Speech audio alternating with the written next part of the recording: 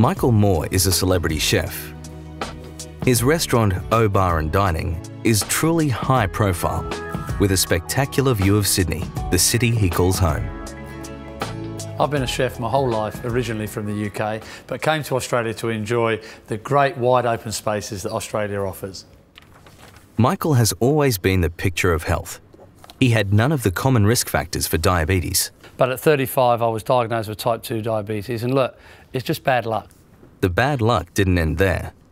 After 10 years of managing the disease, Michael suffered a stroke. I was out to dinner cooking for my family in the pub on the barbecue, and unfortunately I was hit by the stroke and just collapsed there on the floor in the pub.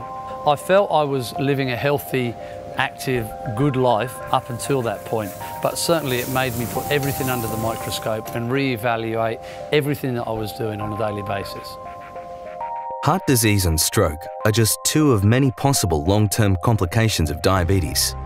In not controlling diabetes over the many years of suffering from this illness, we can start from the head to the toe and looking at where the complications can occur.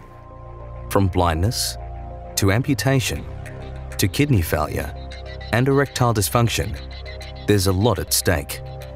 That's why people with diabetes need to learn how to monitor and manage their blood glucose levels so they can stay as healthy as possible.